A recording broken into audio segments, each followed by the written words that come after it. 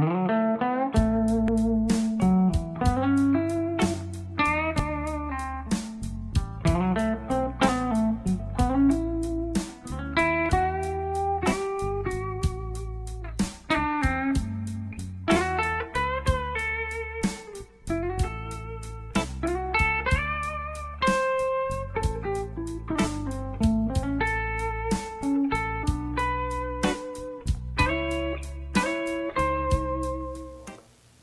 everybody, welcome to Town Talk. I'm Jack Hathaway, your town administrator. This is a chance for me to share monthly business with you about local government. Before we do that this month though, we're going to go off, going to take a little bit different turn. Because of the recent events down in Newtown, Connecticut, I've asked Jim Lehan to join me. Jim is the chairman of our Board of Selectmen.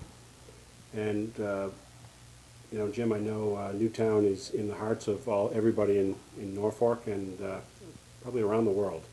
Yeah. The tragic events there. I know you and I have spent some time over the last few days talking about the impact to us and what do we want to look at for our schools and our safety, and so I thought we'd have a conversation and kind of share that with the residents. It is indeed a horrific tragedy, Jack, and we thought it might be helpful to tell folks at home not only what we did as a community as well as surrounding communities as it relates to the horrible events that took place last week, but also policies and procedures and things that we have in place to try and keep our children as safe as we possibly can. You know, the blessings of an open and free society render our institutions vulnerable to this kind of madness. You can't possibly protect yourself from something quite this evil, if you will, from happening, but you can prepare yourself to deal with it as best you can. And you and I have had chances to talk with not only the superintendents, but also the police chief and the fire chief. And we knew a lot of this beforehand, but this only brings it home to focus. I think that since Columbine, we've learned a lot in terms of public safety and things that we can do to help protect our children, and a lot of policies and procedures have been put in place. On Friday, when this first occurred, our chief immediately dispatched police vehicles to all of the schools, both King Philip and the elementary schools, so that we had a police presence not only in the parking lot, but they did walkthroughs of all the schools, just to make sure that parents and folks in the community knew that there was an increased police awareness. They've continued to do that this week as well. But it's not unique. Our police have presence at the schools on a regular basis. They patrol the schools regularly. They do walkthroughs regularly. So while this may have been a little bit of an increased presence, it's not a unique presence. We do have protocol in place at all the schools. I spoke with the King Philip superintendent and Dr. Zielinski, and she wanted me to share with folks that they do have a strong operational policy in place. They do have procedures for lockdown. They do have emergency communications with all the local police departments. All doors are fully secured, only can be buzzed in. They have emergency, I mentioned they have emergency communication in place as well. They do everything they possibly can to ensure that the children are protected, even to the point when the students arrive in the morning. If there's more than one door open, there are staff members at those doors to ensure that no one can inappropriately enter the facility. They practice these regularly. They hold drills. They do everything they can to follow the protocol to ensure that we do the very best we can to protect our children. And I know there are similar procedures in place here in Norfolk, and I know you've talked with the superintendent in Norfolk. Maybe you can just share some of those highlights. Sure. I talked to Dr. Millardi, Ingrid. As you said, very, very similar procedures. You know, that we have police, especially with the new school, we have police on a regular basis walking through the school, not only just as a presence, but making sure that they're as familiar with the building as humanly possible. And then, of course, that applies to H. Olive Day as well. Making sure that they know the ins and outs of the building, so that if there is an event, God forbid, that you know, they're again familiar with the building and know how to react as best possible. Of course, they're also doing drive-throughs through the parking lots and around the building. You know, Dr. Zielinski shared a story with you. She did. She was working late at King Philip one evening at 10 or 11 o'clock at night, and her car was in the parking lot, the only car, and with a light on in her office. And one of her officers was patrolling on a routine basis, saw the car, immediately got out on foot and patrolled around the entire school until he identified where the light was on, banged on the window, and insisted that the individual, being the superintendent, come to an open door and give her credentials as to who she was and why she was there. And she wanted me to share that story, the diligence of the officer. But they do patrol on a very regular basis. I was working in my office one night, and I heard them call in her license plate. Well, of course, I don't have her plate memorized, but when the I was going to ask you about that, Jack. when the Yeah. dispatcher returned with the the name and address of the owner, I kind of chuckled that. That was probably the event. Yeah. Well, it wasn't 11 o'clock at night for me. Oh. It might have been for her. So it's certainly don't mean to make light of it. No, not at all. Incredibly tragic event. As I said, our hearts and prayers are with the folks down in Newtown. Right. And we're certainly going to learn more from that event. You talked about Columbine, which I can't believe goes all the way back to 1999 now. But as Connecticut does their investigation of this scene, you listen to that state trooper talk about the investigation and the hundreds of leads, if you will, and conversations they'll have that will follow different directions. They'll learn a lot from this, and if nothing else, the one good thing that'll come out of this is if maybe we'll learn how to protect ourselves a little bit better in the future, and I'm sure that information will be shared with school districts everywhere. And our officers are trained in these procedures. We do have officers associated with Metro, and they are trained at a higher level to, and I think there are 60 communities that participate in that to give us resources that perhaps some other towns might not have when we have emergency situations like this. So, but there's always more we can do. I mean, I don't think there's a limit on how much you can do to protect our children. So, as law enforcement goes through their process, and they do learn on how procedures can change. I think one thing they have learned is that the procedures that were in place, as tragic as this was, did save lives. Yeah, And the most key, the keen one being that at Columbine, they secured the perimeter before they entered the building, and they learned from that they can't do that time is of the essence. And one patrol officer arrived in Newtown and entered the building immediately, and as a result of that, as horrific as this is, probably prevented it from being even worse. Right. And they are now trained to do this, as our officers are so trained to do. So we don't want to belabor it, but we did want folks to know that there is a keen awareness of it, that we do have policies and procedures in place to deal with these kinds of horrific events, and that we're going to see if we can do more. And what is learned from this will be shared and put into practice if it can help protect our kids. And I just want to throw out, a compliment, if you will, to Chief Stone and certainly the school administration, too, for working through the whole school building project. Some of the things that we just talked about, but so many more things that they built into the school, whether it's shades on the individual classrooms that they can pull down in this type of an event, the locks, the areas that they've built into the classrooms where people can hide. All these little things that Right. certainly add up to be, God forbid, could be life-saving. So, Chief Stone and the school administration certainly worked together, and the school building committee was happy to make sure that those security measures were put in place. Yeah, and I want to also thank both superintendents for the way they managed the crisis, not only during the course of that day. I know they communicated with all the school families, but the rest of the community might not hear or know of that, but they were very proactive in communicating to parents, and have, I think, handled the following days, today and yesterday, with the kids coming in. I think they've handled exceptionally well. They've had people available to work with the kids to counsel them through this should there be any issues of that nature. And I just want to thank them very much for their professionalism and their work on this. The schools really performed exceptionally, as did our public safety. So, Absolutely. so moving on. Moving on, thank you very much for sharing that. Sorry we have to have a discussion, but I do think it's important that the folks know that there were things done. Some of the things that, I guess, just before last week that were coming up on our list of important items, and certainly don't seem as important now, but we had town meeting 2 weeks ago, and immediately afterwards we learned that the governor cut some funding for the town, and, Right. not just the town, but across the state. Importantly for the town, he cut the prison mitigation funds, so we lost $225,000 of funding. That'll affect our capital ability to purchase capital items that we had just funded at town meeting. And then he also cut programs, Veterans Aid, Regional transportation. regional transportation. That'll affect us at Kingfolk about $38,000. Yeah. Circuit breaker funds. Circuit breaker funding. So there's some significant cuts that we're going to feel as well. And the bigger, even more looming concern is that the governor looks like he's going to request from the legislature the ability to make what we call 9C cuts. So he'll be able to make, he's talking about a 1% cut to all local aid. Right.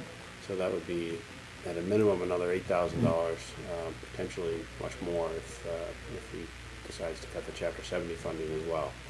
Yeah, I think the really unfortunate part, I mean, I certainly would applaud any governor for making necessary cuts not to allow the state to get further in debt. And if revenues are down, and we have to manage that process. But the timing of it, to me, is unprecedented. I mean, we've lost prison mitigation funds now 3 of the last 4 years.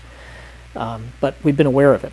We may not like it, and we certainly weren't thrilled with those decisions, but those decisions were made more in a timely manner. In this case, those funds were literally due the last week in November. And we held our town meeting the last week in November to ensure that had we heard earlier that these funds wouldn't be available, we would not have appropriated those funds. So here we wait through the appropriate time, and we go to town meeting and we appropriate the funds, and then we find in the first week of December that he's decided to cut it retroactively. So the timing of it was anything but pleasant in that regard. I certainly don't begrudge the governor the need to cut if appropriate, but the way it was done was unusual, to say the least.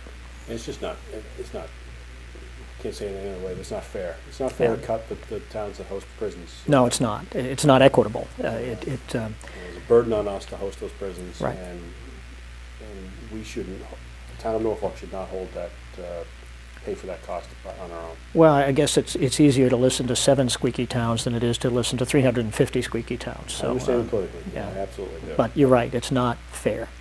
But it is what it is. Our dilemma was that we had appropriated the funds, and we had specified the source of funding, and even though we may have some capital that we could use to buy these items without the benefit of another town meeting, which I don't think we're realistically going to do, we're going to have to hold off till the spring now, we cannot fund that deficit now through any other source of funding. So what we intended to spend, over $300,000 of much needed capital, now is down to $68,000 of funding, which is not going to get it done. But we'll hopefully rectify that in May. As bad as this news is, I do want people to know that it's manageable for us. You know, that I think we're getting used to it to the point where we almost plan on it now every year. But it is manageable for us. We're not going to need to be making any cuts to the budget of any significance. We always watch what we spend, but we don't have to make any alterations to what the remainder of the year looks like. Now, if the governor makes additional cuts, you know, and something, 1% of state aid is about $8,000 or $9,000. 10% of state aid is a different number. Jack, one of the other cuts that the governor made to the budget was grant funding for some of the regionalization projects that are ongoing. We're in the middle of one of those. As you know, regionalizing dispatch. Does this have any impact on us at all? Fortunately, no. You know, we're going to need another year of funding after this, so you know, I don't want to say no, not ever, but we've received 2 years of grant funding, and they didn't adjust those numbers, which is critical because we've got funding for the design, we've got funding for the construction, and then we need more. We need a 3rd year of funding to build up the building. You know, I should say equip the building with the instrumentation. We don't expect that'll be a problem. The 911 is relatively isolated. That's funded through cell phone. A fee that's on everyone's cell phone, and that goes directly to 911, and then 911 funds this type of a regionalization program. So fortunately, we think we're safe. Good, good. We've come a long way with that, and it's been a long time in coming, and we'd hate to see the governor or any, you know, funding source, if you will, derail what's really been a good project. Yeah, that project is great. I mean, we're getting closer. It's still probably about a year away, but we've got a project manager. We're going out for RFP for an architect now. And we've got a technology person on board, so I think we're going to start making, you know, finally we're going to start seeing some real production hard production, so Yeah, that'll be and, nice. And I want to thank you publicly because you've been one of the drivers behind this, and you've brought some sort of laid-back players into the process and gotten them enthusiastically behind this, and you've been really diligent on it. So thank you, because we'll all benefit from this project. Well done. Thank you. Some of the other things that have impacted us financially as we start to get ready for, we're entering the budget cycle. The department heads begin to put their budgets together for our Springtown meeting. Our fiscal year ends June 30th. We think we're reasonably in good shape to have a reasonably reasonable budget. It's a lot of reasonables in there, but we don't have a lot of money to do a lot of the things we'd like to do, but I think we've got sufficient funding to do what we need to do. Mm-hmm. And there's a difference in that. If the snow stays off and we have a calm winter again, it would be all the better.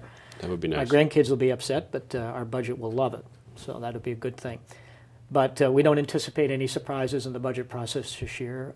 We don't think there's anything out there that's going to be devastating to us.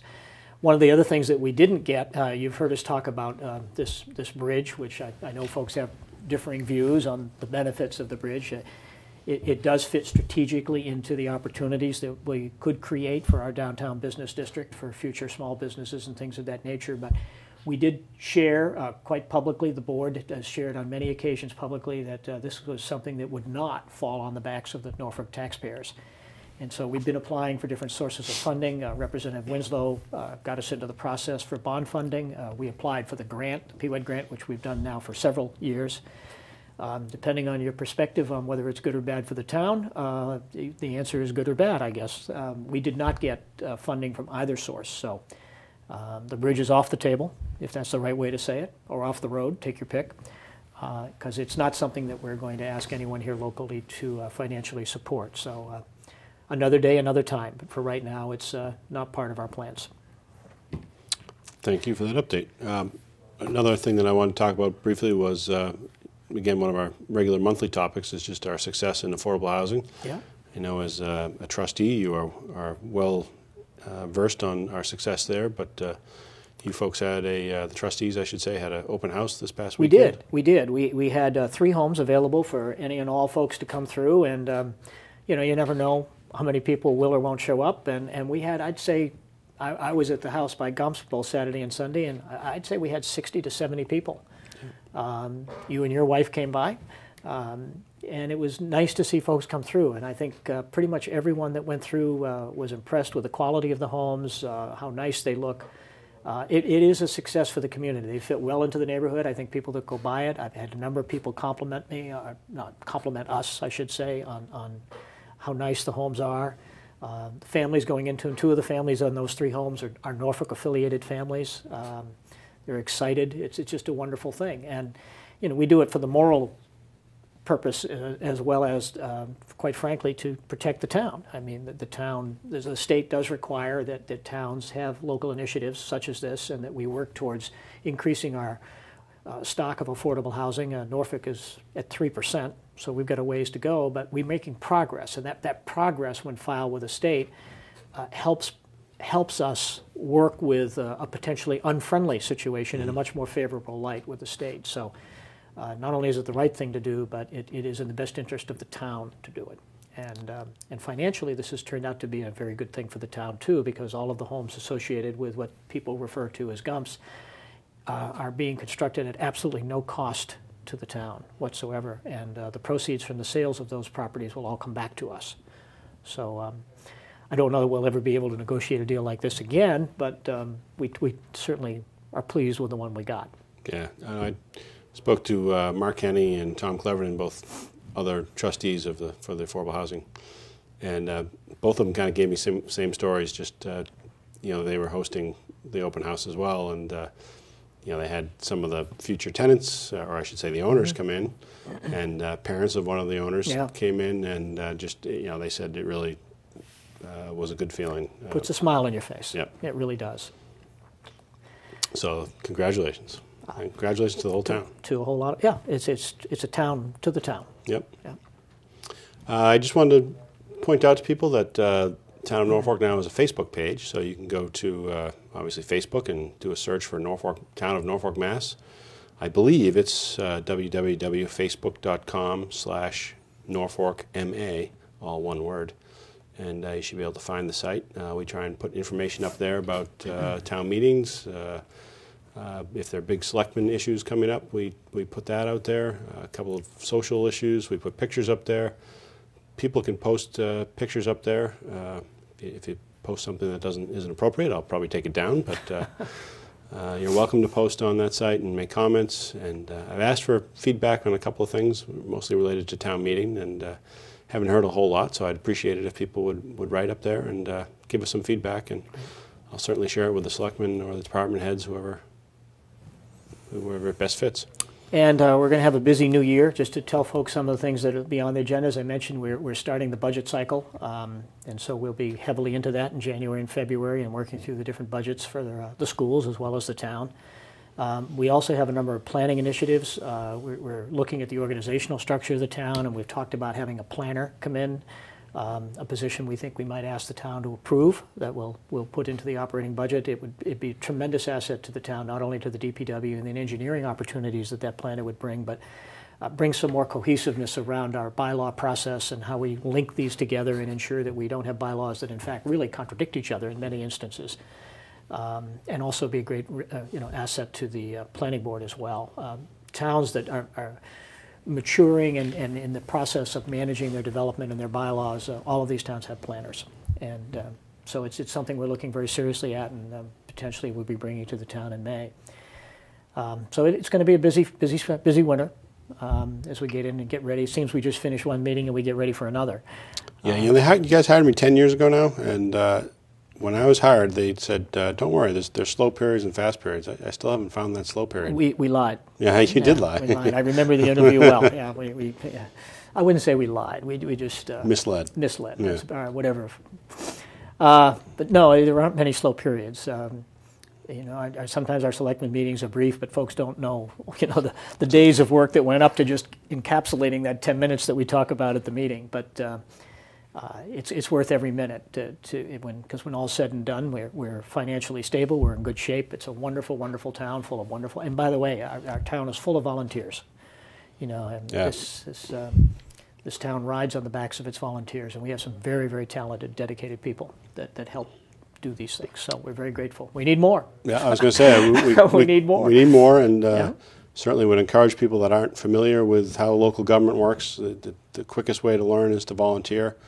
Come talk to the selectmen or come talk to me, and we'll try and get you in on one of the easier boards and get you familiar with the process, and then work your way up. And who knows, someday you'll be sitting here.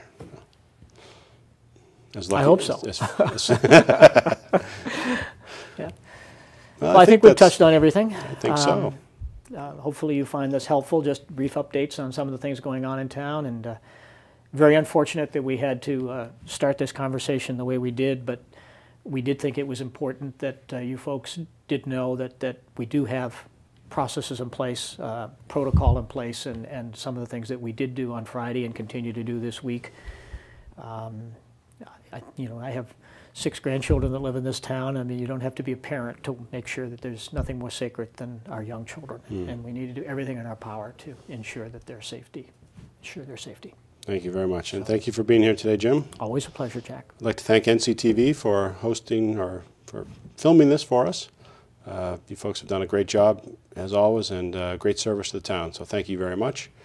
If anybody has suggestions for future shows, just give Jim or me a call. We're trying to get a couple of the other selectmen on future shows too, so I'm sure Rob and Scott will be on a show sometime soon, so give them some topics to talk about too, and I'm sure we'll get them here. So thank you everybody for joining us. I hope you have a very Merry Christmas and a Happy New Year. Thank you. Thank you.